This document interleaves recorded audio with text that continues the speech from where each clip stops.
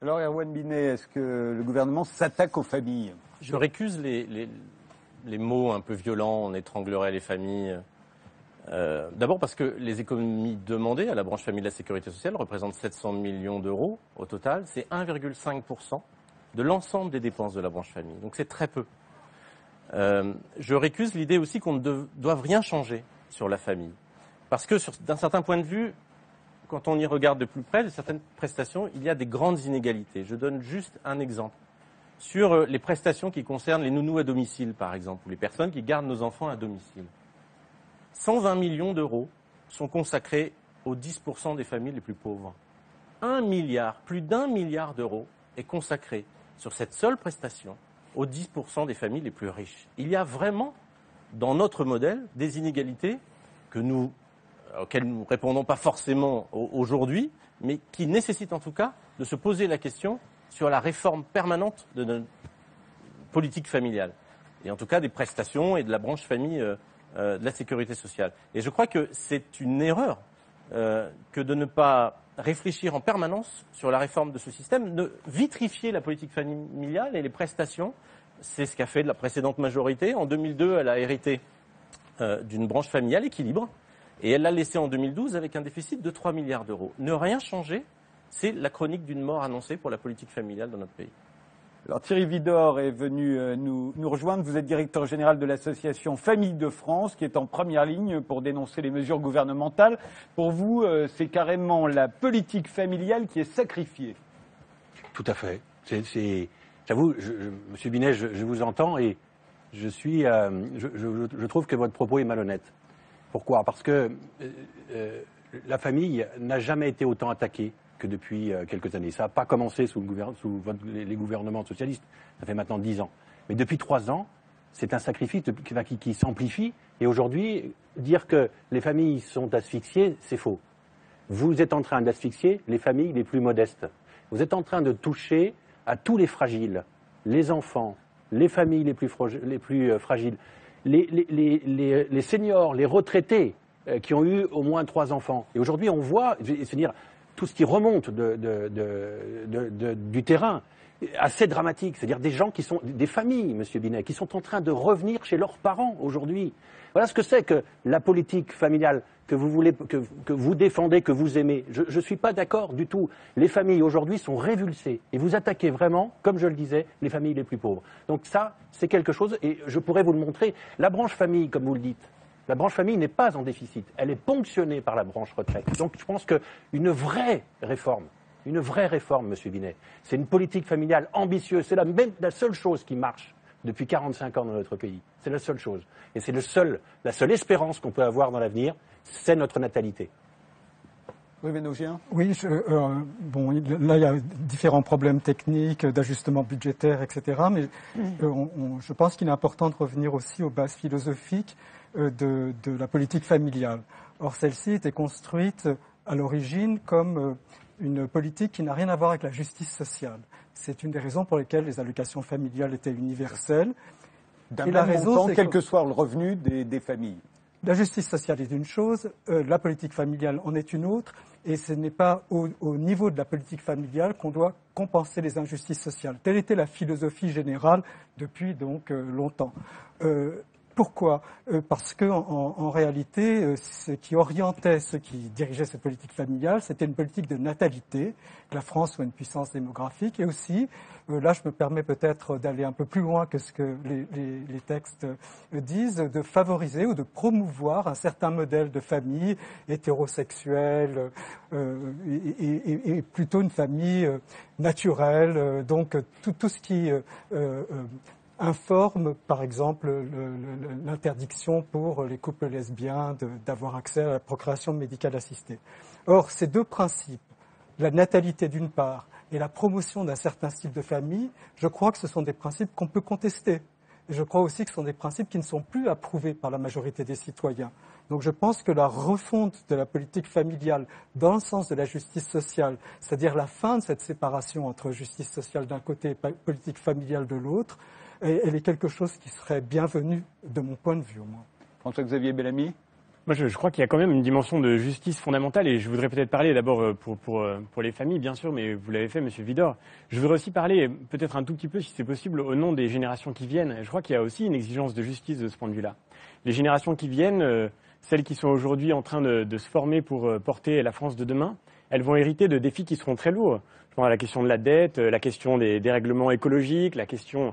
Bref, on peut dire que les générations passées, sans vouloir faire de moralisation, évidemment, mais elles laisseront un héritage assez difficile à porter à celles qui suivront. Aujourd'hui, on a un seul fondement qui tient, parce que la question de la dette, clairement, c'est quand même le report des inconséquences du passé sur les générations qui viennent. Quelle est la politique qui fonctionne encore dans notre pays? Et l'une des dernières qui nous donne un avantage non pas au sens de la concurrence, mais malgré tout qui nous donne une raison de croire en l'avenir par rapport à d'autres pays européens, par exemple l'Allemagne, c'est précisément la question de la natalité. Et aujourd'hui, j'ai l'impression qu'on est en train de casser la dernière chose qui fonctionnait et qu'on est en train de priver les générations qui viennent de ce sur quoi pouvait reposer le rebond de notre pays pour l'avenir. Et là, je crois qu'il y a un profond sentiment d'injustice, pas seulement pour les familles d'aujourd'hui, pas seulement pour les retraités d'aujourd'hui qui souffrent beaucoup, mais aussi de la part des jeunes qui, même s'ils n'en sont pas tous conscients, vont devoir hériter demain de cette démolition qui, je crois, n'était pas nécessaire de la politique familiale, dont pourtant tout le monde s'accorde à penser qu'elle fonctionne encore dans notre pays. Oui, je vous en prie. Oui, il n'y a pas de lien direct, ou avéré entre la politique familiale, l'argent qu'on injecte et la démographie, la natalité.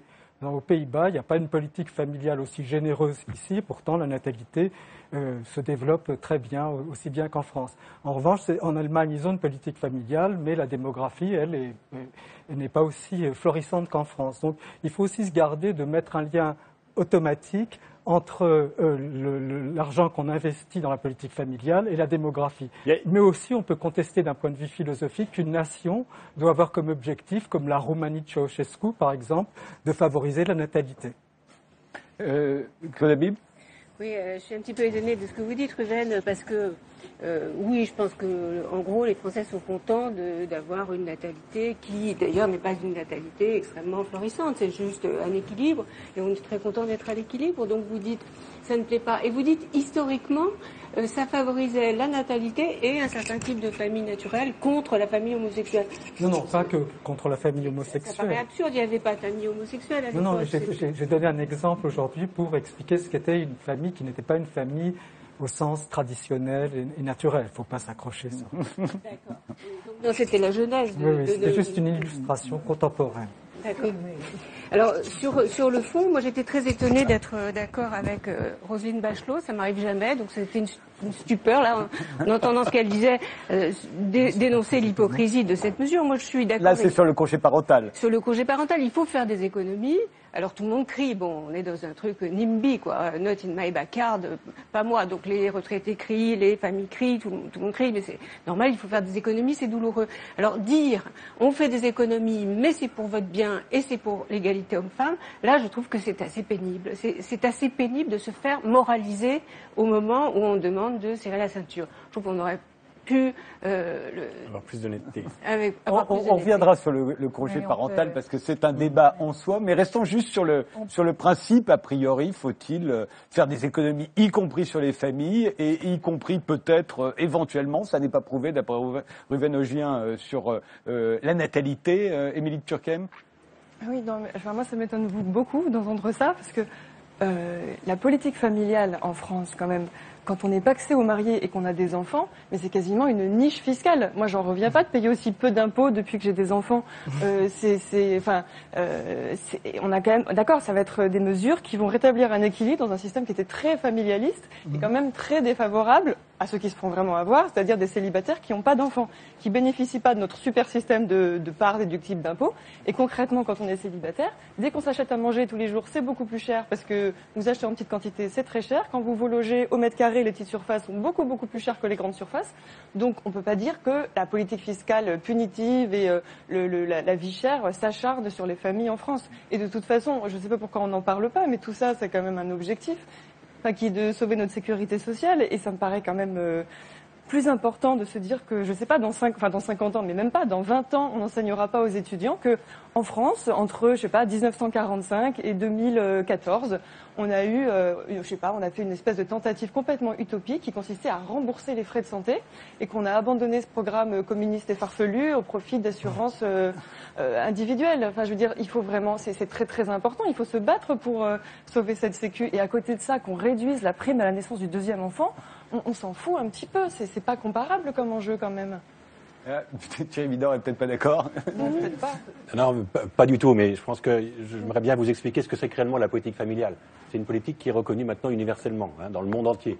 La plupart des pays qui ont un fort niveau de vie l'adoptent et nous, on la détricote. Donc c'est un petit peu étonnant. Pourquoi ? Parce que la politique familiale, c'est pas une politique sociale, comme vous le disiez. C'est une politique de compensation de charges d'enfants et d'investissement dans l'avenir. Vous me parliez des célibataires. Parlons-en.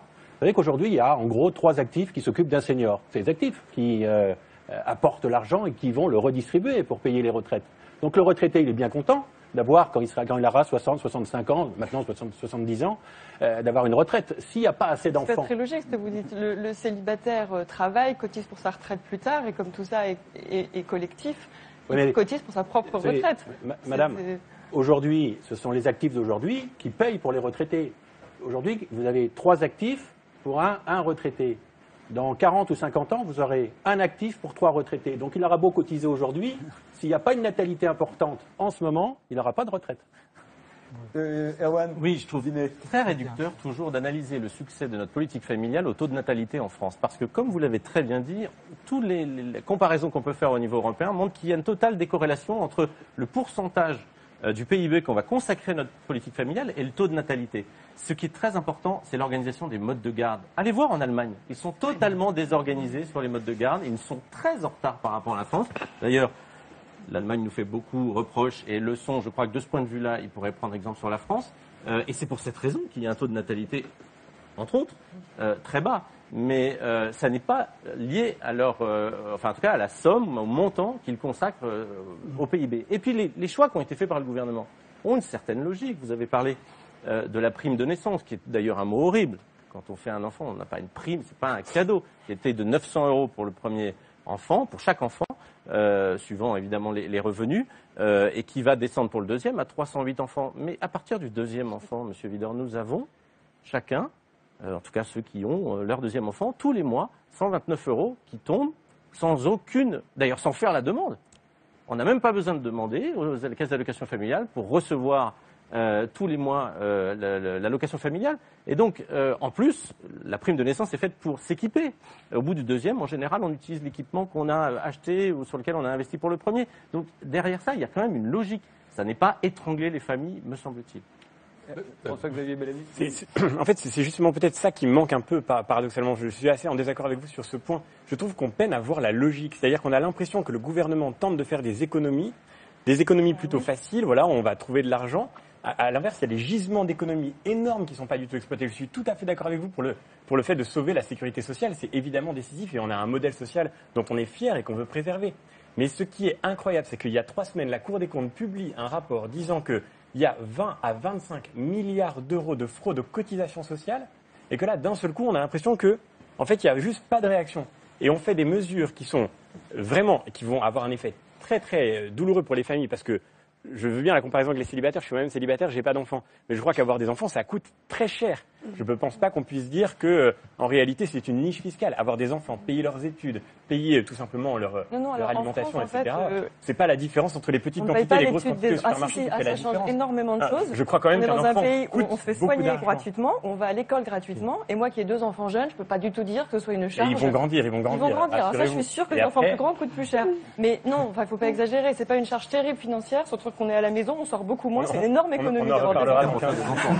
Mais en tous les cas, ce que je veux dire, c'est que ce qui est très étonnant, c'est qu'on fait des mesures qui vont quand même être douloureuses pour beaucoup de familles qui sont dans une situation de grande précarité, et on le sait, et on espère économiser 2,2 milliards d'euros à travers ces économies-là, au lieu de construire une vraie réforme qui prenne en compte la question des retraites, qui prenne en compte la question de la lutte contre la fraude, et qui permette de donner une vraie vision dans laquelle au moins ces économies auraient un sens. Là, c'est aussi ce sens qui manque, et c'est ça qui est désespérant pour les familles.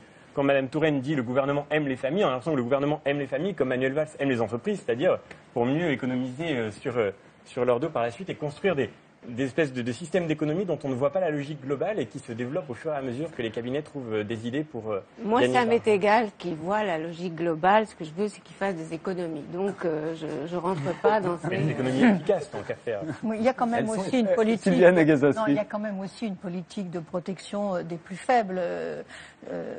Erwan Binet me dira si je me trompe, mais il y a eu aussi des mesures prises pour baisser le plafonnement pour bénéficier de la couverture maladie universelle. Il y a eu la prime de rentrée scolaire, comme on appelle Absolument. ça, la qui a prime. été multiplié La prime de plus rentrée 25%. scolaire qui a été élevée. bien sûr. Donc je serais assez d'accord avec ce qu'a dit Émilie tout à l'heure dans l'ensemble. Et on constate quand même, moi j'ai parlé par exemple avec des jeunes femmes américaines qui viennent accoucher en France parce qu'elles disent au moins on peut vivre correctement, on a des gardes d'enfants, on a et si on compare effectivement avec nos voisins allemands, on peut constater qu'il vaut beaucoup mieux avoir une famille en France qu'en Allemagne et aussi pour les femmes. Mais pourvu que ça dure. Pourvu que ça dure. reste pas. Maintenant, par rapport à ce que vous disiez tout à l'heure, Ruven, je ne peux pas vous laisser parler de famille naturelle. Hein. Ça n'existe pas, les familles naturelles. C'est toujours une institution. Donc le modèle ancien de la famille, disons, traditionnelle, c'était pas une famille naturelle. Sinon, ce serait les bonobos ou je ne sais quoi. Donc, Vous voulez dire que pas parler de famille les enfants naturels en étaient exclus, justement, de cette famille traditionnelle? Oh, ils n'ont pas toujours été si exclus que ça. D'ailleurs, c'est plus compliqué dans l'histoire. Et vous savez, je voulais simplement dire qu'il y avait des principes derrière la politique familiale et que c'était des principes qui pouvaient être contestés. Le premier principe, c'était celui donc de la natalité. On peut ne pas vouloir que l'État, enfin, vous avez donné des réponses, hein, on peut avoir un désaccord sur cette question. Je ne pense pas que c'est la grandeur de la nation se mesure au nombre d'enfants qu'il y a. Et puis aussi qu'on veut promouvoir un certain style de famille que vous pouvez appeler traditionnel, ou autrement ça m'est assez indifférent. Oui, Alors, une certaine bon- richesse de la nation passe quand même aussi par la natalité. Maintenant, la natalité, c'est d'une part un choix totalement individuel. On peut très bien ne pas vouloir d'enfants et ne pas en avoir envie. Ça existe aussi, on le dit peu, mais enfin, c'est Oui, un c'est choix ça. parfaitement possible. Maintenant, qu'une société humaine tende vers ses descendants, ça me paraît parfaitement normal. Quel serait le sens de l'existence s'il n'y avait pas des générations après nous? Donc, je pense que là, il y a En tout quelque cas, chose On de peut trouver quand même. Les- très précis. J'espère qu'on peut trouver, mais les pays où il y a une contraction brusque de la pyramide démographique, comme l'URSS devenue Russie, passée de 200 millions quand on fait nos études à 145 millions, en général, ça se passe mal. C'est-à-dire, Et l'Allemagne, par exemple, espérons ça que se ça passe se pas passe. si mal que ça. Ça va se Es- passer mal espérons- dans l'avenir. Espérons que ça se passe bien, C'est mais des raisons de leur attitude d'aujourd'hui. Alors, passons au congé parental à égalité entre le père et la mère. Donc, on allonge le congé parental dévolu au père et on raccourcit celui de la mère au nom de l'égalité entre les hommes et les femmes. Vous le défendez sous cet angle-là, Erwan Bien Binet? sûr, nous l'avions déjà. On avait déjà eu ce débat cet été. Mais c'était à l'époque, avant c'était l'été. 6 mois. Voilà. Bon, le gouvernement va plus loin. Marisol Touraine a raison quand elle dit qu'effectivement, nous sommes à peu près les derniers, avec l'Irlande qui, lui, c'est un pays qui n'envisage même pas le congé paternel, enfin le congé parental pour les hommes. Mais nous sommes effectivement dans les derniers pays européens qui n'imposons pas, ou en tout cas ne favorisons pas, le partage du congé parental pour les deux membres du couple. Par ailleurs, toutes les études montrent maintenant que pour une femme, rompre pendant 3 années, à partir du deuxième enfant, c'est 3 années, avec son emploi est une source de complications dans la vie professionnelle, et c'est un euphémisme de le dire, et de paupérisation des femmes.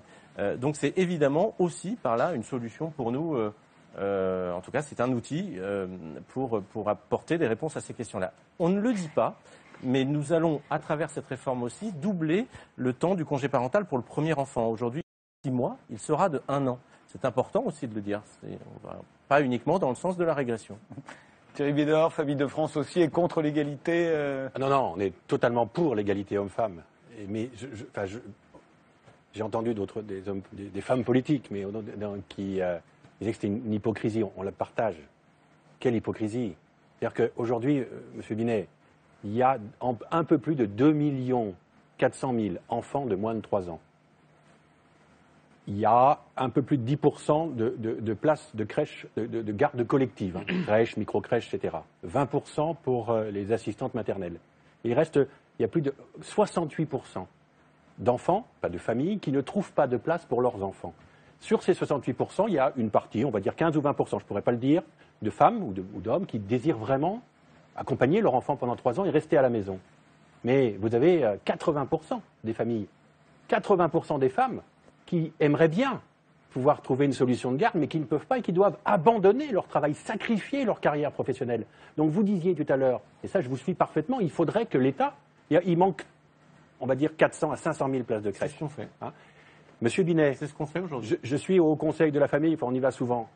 C'est ce qu'on nous a plus ou moins fait comprendre, mais honnêtement, quand on va sur le terrain, quand on va dans les villes, quand vous avez une réduction de toutes les dotations aux collectivités de plus de 11 milliards, toutes les villes, toutes les communes, qu'elles soient à droite ou à gauche, ce que j'entendais Madame Aubry ce matin qui disait qu'il ne pourrait plus assurer l'accompagnement des associations et l'accompagnement de toutes ces structures. C'est évident qu'ils ne pourront pas les construire. Je vous dirai des noms qui vous seront très proches. Non, mais la réalité, où on ne peut plus, où ils vont même détricoter toute cette belle construction. D'abord, c'est une vraie volonté du gouvernement, c'est un autre pan de la politique familiale du gouvernement, de multiplier et de créer de nouvelles places d'accueil. 275 000 d'ici 2017, 100 000 pour assistantes maternelles, 100 000 en crèche et 75 000 à l'école maternelle. Et la réalité que vous décrivez n'est pas la même sur tous les territoires. Moi, j'ai la chance d'habiter un territoire, le Pays viennois, en Isère rhodanienne.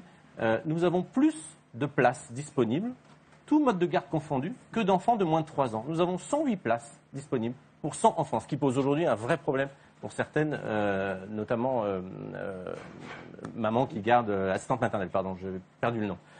C'est un autre problème. Et ce territoire n'est pas plus riche que les autres. Il a juste anticipé les choses. Et le gouvernement veut rattraper ce retard. Vous avez raison. Ce dont on parle, enfin, tous les éléments de la politique familiale vont de pair. Et la complémentarité, en tout cas la modification que nous voulons apporter au congé parental, va de pair avec la volonté de créer de nouvelles places d'accueil. Alors revenons sur l'égalité entre le père et la mère, pour ainsi dire. Sylviane Agacinski, je rappelais que dans votre livre La plus belle histoire de la femme, vous dites que les parents, le père et la mère, ne sont pas interchangeables. Donc est-ce à dire que l'égalité homme-femme pour prendre le congé parental, ça vous paraît pas une utopie souhaitable? Ils ne sont pas interchangeables du point de vue de la procréation, ils ne sont pas interchangeables symboliquement. En revanche, on peut noter que parmi les jeunes couples aujourd'hui, les trentenaires, disons, le comportement des pères a énormément changé, de telle sorte qu'ils s'occupent infiniment plus des enfants, de leur toilette, de leur santé, de leur sortie, de changer les couches, etc. C'est extrêmement impressionnant. C'est une chose que nous n'aurions pas pu anticiper il y a environ 40 ans, par exemple. Donc c'est bien comme mesure. Donc ça rend tout à fait pensable l'idée, en tout cas pensable théoriquement, l'idée que des pères prennent des congés parentaux.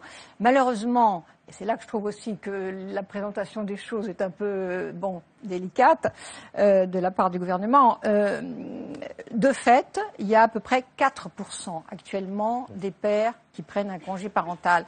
Évidemment, on souhaiterait que ce soit plus, mais dans quelles conditions ça peut être plus? Ça peut être plus, notamment s'il y avait une meilleure égalité de salaire entre les hommes et les femmes.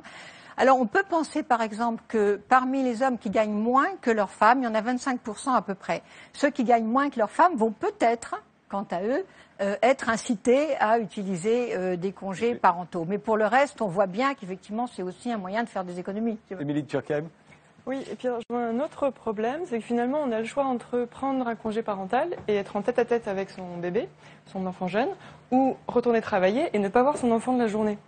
Et ce serait bien que, de façon générale, on mutualise un peu plus la garde des enfants en bas âge et que ce soit pas uniquement à la charge des mères si elles ne travaillent pas ou des nourrices et des assistantes maternelles si elles travaillent. Qu'on puisse plus facilement amener son enfant sur les lieux de travail. Alors vous allez dire c'est très irréaliste et pour plein de métiers c'est pas possible. Mais c'est les idées de garde très temporaire ou de garde de nuit. Enfin c'est ce que Babylou a représenté. Babylou est en train en ce moment d'être coulé par le maire UMP de Chanteloup les Vignes. Bien sûr qu'il faut non seulement favoriser les gardes, et je suis très contente que le gouvernement ait cette idée en tête, mais changer les modes de garde et faire des modes de garde plus souples et où on ne pose pas de questions aux mères. mères. On ne culpabilise pas les mères si elles veulent laisser l'enfant 1 heure sans dire pourquoi. Pourquoi on les culpabilise pour l'instant? Oui, et c'est la spécificité de Babylou, c'est qu'il ne demandait pas de raison aux mères pour une garde exceptionnelle ou pour une garde Le de soir, nuit. par exemple, très tard, par exemple. Il ne demandait pas de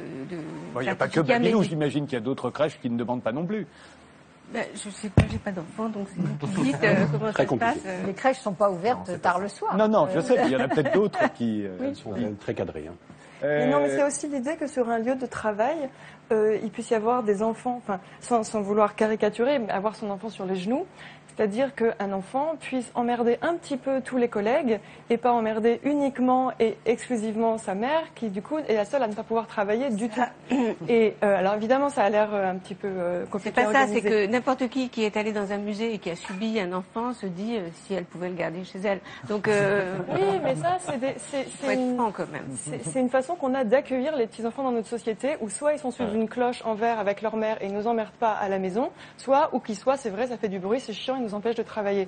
Mais accoucher, c'est un acte individuel, d'accord, ou familial, mais c'est aussi la société qui se renouvelle, donc c'est un événement démographique, ça concerne tout le monde. Et il y a plein de femmes, moi je me rappelle quand j'avais des enfants très très jeunes, je regardais sur les forums internet, et des femmes qui avaient choisi de prendre un congé parental, mais qui disaient qu'elles se trouvaient extrêmement isolées finalement, d'être à ce point coupées de toutes les autres possibilités de la vie sociale et professionnelle, et qu'il y ait bien des moyens de moduler un peu ça et d'avoir... Moi, j'ai vu dans les conseils de classe, dans les années 90, des jeunes pères qui, un peu par provocation, arrivaient au conseil de classe avec leur enfant de 2 ans et demi dans la poussette. C'était quand même assez épouvantable. Cela dit, eux, ils osaient le faire alors que les femmes n'auraient pas Mais osé ça le dépend ce faire. que vous appelez épouvantable, c'est-à-dire supporter le bruit, supporter un niveau de mais il y a du déconcentration. travail, oui. Non, mais bien sûr, mais c'est Moi, aussi je peux pas des travailler avec des petits-enfants autour. Bah, voilà, il faut apprendre. Évidemment, sur l'égalité du congé parental. Alors, oui, mais alors là encore, je veux dire, on Oui, est bien tu m'as d'accord dans le répondu. fond, hein, mais comment je veux dire, un couple, comme vous le disiez, madame, c'est vrai qu'aujourd'hui, l'égalité homme-femme chez les jeunes couples, on la trouve quasiment. Je veux dire, il y a autant de pères qui veulent s'impliquer dans l'éducation de leurs enfants, les changer, etc., que de mères. Il y a encore le poids des ans, le poids de la culture, mais il est clair que ça change beaucoup. En revanche, je veux dire, quel est le choix qu'a un couple? C'est le choix des ressources. Ils vont regarder quel est le salaire de la mère, quel est le salaire du père. Eh bien, c'est bien entendu le salaire aujourd'hui qui a dans 95%, c'est là la répartition qui est beaucoup plus importante. Enfin, oui, 25% quasiment, hein, entre 20 et 25% chez le père. Donc le choix est vite fait.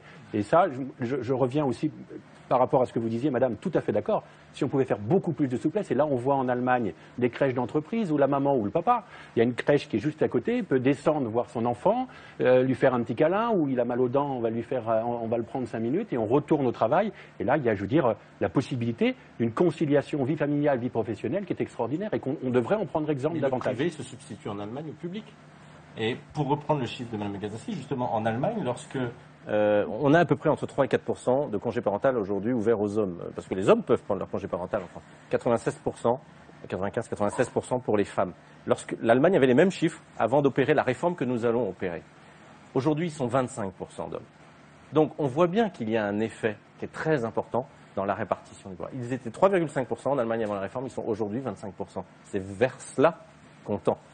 Et vous savez que, je voulais juste dire, vous savez que la possibilité pour les femmes dans certaines entreprises de s'occuper de leurs enfants sur leur lieu de travail a existé, notamment entre les deux guerres, dans les grands magasins. Ma mère m'a raconté, je ne sais plus si c'était la Belle Jardinière ou si c'était je ne sais pas quoi, mais il y avait des grands magasins, et bien les vendeuses, il y avait au dernier étage, il y avait une grande crèche, les vendeuses montaient, allaitaient leurs enfants et redescendaient travailler, elles les déposaient en arrivant, elles les reprenaient en partant. J'étais très étonnée d'apprendre ça en me disant, mais bon sang, ça ne se fait absolument plus. Quelle régression finalement par rapport à cette époque. Mais c'était quelques entreprises. Hein, bien sûr. Oui, moi je suis très heureux de voir qu'il y a une sorte d'unanimité pour une forme d'égalisation au moins entre les responsabilités des pères et des mères. Mais lorsqu'on lit les arguments contre le congé parental, ce ne sont pas nécessairement des arguments. Le congé parental tel qu'il est conçu aujourd'hui, c'est-à-dire c'est une intervention de l'État pour faire en sorte qu'il y ait des responsabilités partagées, ou plus de responsabilités partagées qu'autrefois. Or, l'un des arguments qui est contre cette intervention, que j'ai trouvé dans La Croix, par exemple, c'était que, en fin de compte, l'État imposait un certain style de famille un certain style de famille dans lequel l'homme était considéré comme l'égal de la femme, alors qu'elle n'est que le complément, enfin, toute une idéologie sur le fait que là, l'État, sous couvert d'aider les familles, ne fait au fond que privilégier un certain modèle, alors ce modèle dans lequel il y aurait égalité entre les deux, avec lequel ils sont en désaccord. Et donc ils plaident d'un coup pour la liberté de choix individuel et aussi pour le pluralisme. On aimerait bien qu'ils défendent cette liberté de choix individuel et ce pluralisme quand on en vient des questions qu'on abordera tout à l'heure, comme la grossesse pour autrui ou la PMA pour les couples homosexuels. Là, ils sont vraiment pour que chaque famille ait le droit d'avoir sa façon Suzanne, est-ce que vous pouvez parfois penser sans ennemis? Est-ce que vous pouvez penser autrement que de manière adversative en vous fabriquant comme ça un Mais j'ai pas catholique de l'impression service? que c'est une conversation simplement personnelle entre nous. On en parlera après. François-Xavier Bellamy? Non, juste 3 brèves remarques. La première, c'est que j'ai bien entendu ce que vous disiez, mais je crois comme Thierry Vidor que de fait il faut être réaliste et que notamment la construction de 100 000 places en crèche, c'est un objectif parfaitement irréalisable aujourd'hui. On a déjà fait 25 000. En particulier, on se donne rendez-vous en 2017. C'est vrai qu'aujourd'hui, les collectivités locales voient la baisse de la DGF qui est vraiment, qui est vraiment impressionnante pour beaucoup de communes, qui fait que beaucoup de communes, notamment dans des communes où il y a beaucoup de besoins, vont être incapables de construire de nouvelles places en crèche. C'est le cas dans ma ville où on se bat pour essayer de trouver des solutions alternatives, essayer de voir aussi comment le privé peut nous aider, parce que de fait, il n'y a pas de possibilité avec l'argent public aujourd'hui d'étendre autant que de besoin le nombre de places en crèche. La deuxième chose, c'est que évidemment cette question de l'égalité, en réalité, c'est ce que vous disiez tout à l'heure, c'est une gigantesque hypocrisie. En fait, c'est simplement pour faire avaler la pilule peut-être à la majorité socialiste, en tous les cas aux Français, une politique d'austérité qui ne dit pas son nom, qui aurait pu être assumée, mais ça consiste tout simplement à diviser par 2 la durée réelle du congé parental, parce que de fait, on le sait très bien, dans l'état actuel, à la fois des possibilités de mode de garde et de l'état de l'équilibre salarial à l'intérieur des familles, on sait très bien que c'est à ça exactement que ça va aboutir, à l'exception de l'extension du congé pour le premier enfant, qui est, je crois, une bonne nouvelle. Et puis, la dernière chose, c'est que moi, je vais aller peut-être à la défense de cette idéologie sur laquelle que vous pointez du doigt et que vous avez trouvée dans la croix. Moi, je crois que malgré tout, ça pose une question fondamentale, qui est une question anthropologique, au fond. Est-ce que vraiment l'égalité homme-femme, que je crois nous défendons tous, est-ce qu'elle revient à dire que la place de l'homme et la place de la femme à l'intérieur du foyer sont exactement la même, notamment pendant les premières années de la vie de l'enfant? Mais je crois que c'est une vraie question. Vous pouvez l'écarter d'un hochement de tête. Je crois que c'est malgré tout une vraie question. Je pense que, en réalité, affirmer que l'homme et la femme sont égaux ne signifie pas qu'ils soient nécessairement identiques et que leur rôle soit identique. Je pense que aussi bien la psychologie que l'anthropologie peuvent nous conduire à penser qu'ils peuvent avoir à la fois un rôle véritablement égal dans la famille, en même temps chacun leur place auprès de l'enfant, notamment dans les premiers mois de sa vie. Oui. Moi, je ne sais pas très bien à quelle anthropologie vous faites allusion, mais on va s'intéresser maintenant à la GPA qui revient sous les feux de l'actualité. Thierry Vidor, je vous remercie. Est-ce que Famille de France appelait la manifester avec la Manif pour tous pour l'abrogation de la loi sur le mariage homosexuel? Famille de France laisse libre ses adhérents d'aller ou de ne pas aller à la manifestation. Vous faisiez partie de la Manif pour tous, votre association. Nous faisions partie du collectif. Ça n'est plus le cas?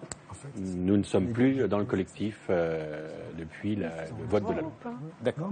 Je vous remercie. Venons-en donc à la GPA, la gestation pour autrui. La France a été condamnée par la Cour européenne des droits de l'homme. En juin, elle avait 3 mois pour faire appel. Or, elle n'a pas fait appel. Regarde.